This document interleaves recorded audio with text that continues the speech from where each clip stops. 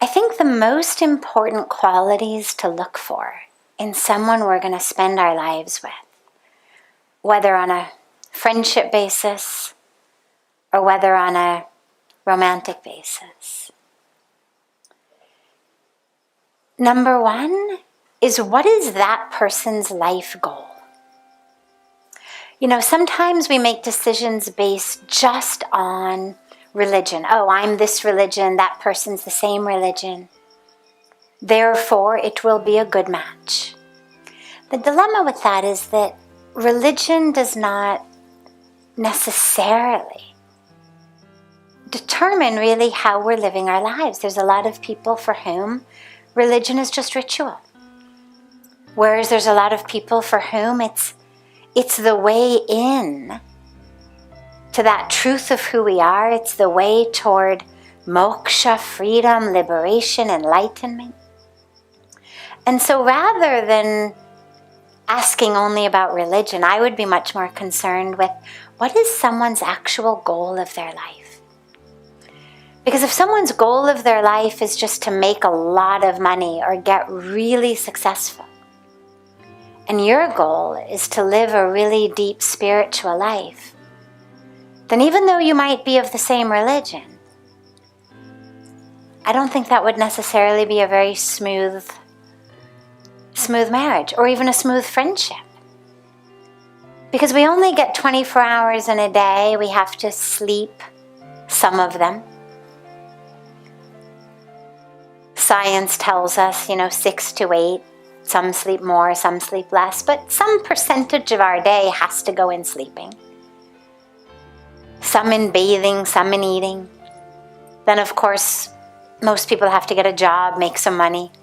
So there's a very limited amount of free time that we have to dedicate to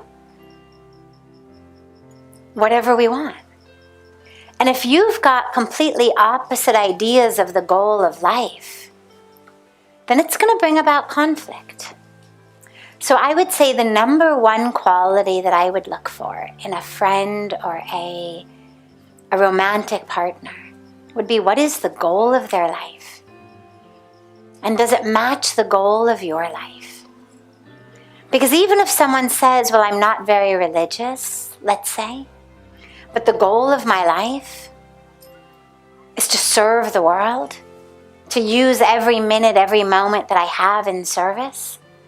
Well, even if they don't necessarily do the same rituals you do or pray in the same way you do, that life goal is a life goal that is right in line with actually our teachings of Dharma. So that would be my first quality. The second quality I think that would be most important is someone who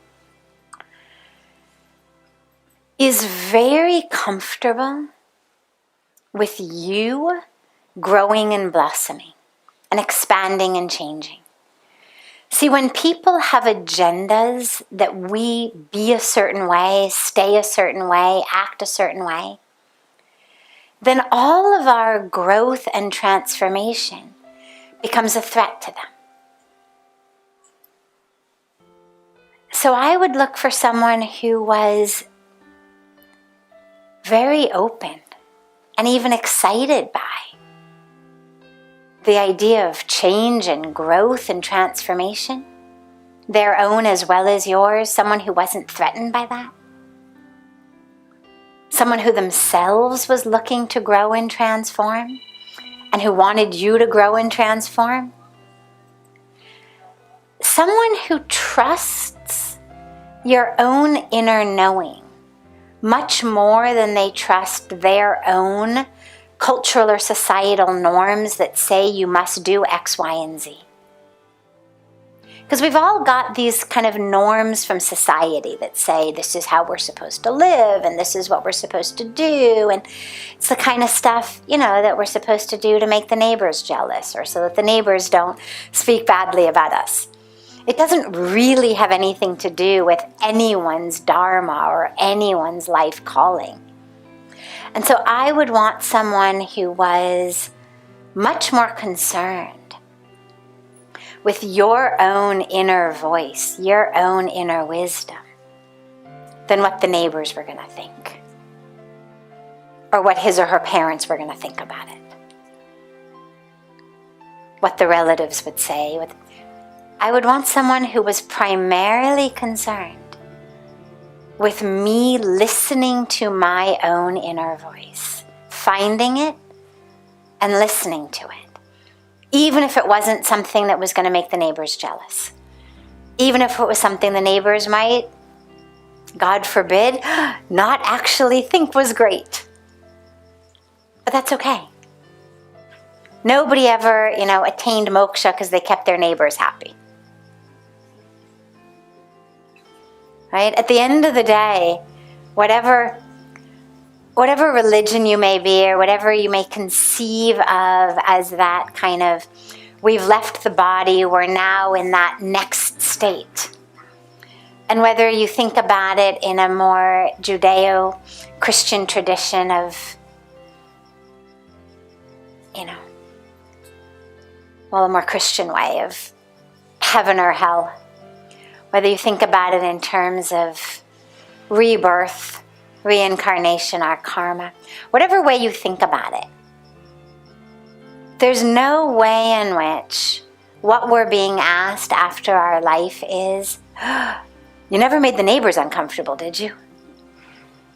The neighbors approved of everything you did, right? They were jealous a lot, right? Doesn't matter. So I would want someone who really was connected to what matters for themselves and also for me. The last thing I would want in a relationship is someone saying, yeah, I know your heart is telling you that, but oh my God, what are the neighbors going to say? Or what are my parents going to say? Or what are my relatives going to say? What's society going to say? I would want someone who was ready to be my ally in following what my heart said. And then lastly, there's so much I could spend all night on just that list, but I'd say lastly for now, I would want someone deeply committed to truth. There's a tendency in this culture being Indian culture, to be more concerned with the convenience of the moment than with actual truth. What is it that's going to go over easily in the moment? What can I say that's going to make people kind of just comfy in the moment, rather than the ultimate truth? And on the one hand, you don't want ultimate truth at all costs. Sometimes it's very damaging. In the Bhagavad Gita, Lord Krishna says, tapas of speech is that which is true, but also that which is kind and beneficial. So it has to be true, but it doesn't mean that if it's true but neither kind nor beneficial, we speak it. But it also means that just because it's beneficial but not true doesn't mean we should be speaking it. And I mention this because what I've seen, I've got a background in psychology, and what I've seen in psychology and also in spirituality is what we call in kind of a legal jargon, the slippery slope. We begin somewhere, we take one step, and then we kind of slide. And someone who thinks it's okay, for example, you're supposed to meet people for dinner or somewhere. You're running late. The phone rings. You pick it up and you tell them ki hum rasta pe hain. Aap rasta pe nahi, aap gard pe hain. Nikalne ke liye tayari kar rahe hain. But you've said hum rasta pe hain. Now you think, well, it's better, it'll keep them happy, kam se kam wo chintit. Right? They won't worry, they won't be stressed. But that would worry me.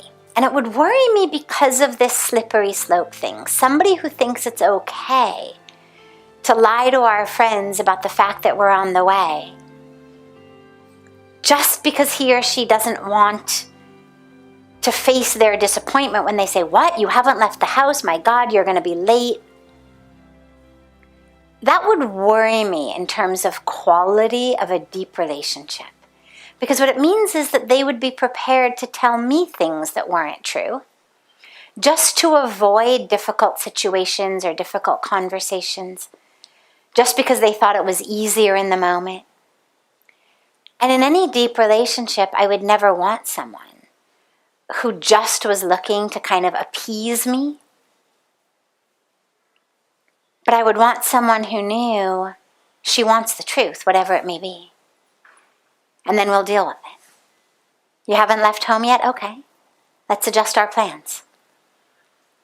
But at least let's all be on one page of truth. So that little seemingly harmless habit of white lies would actually be a really big red flag for me on a personal level. So those would be my qualities that I would really pay attention to when choosing someone you're going to have a deep relationship with, and one that you intend to last,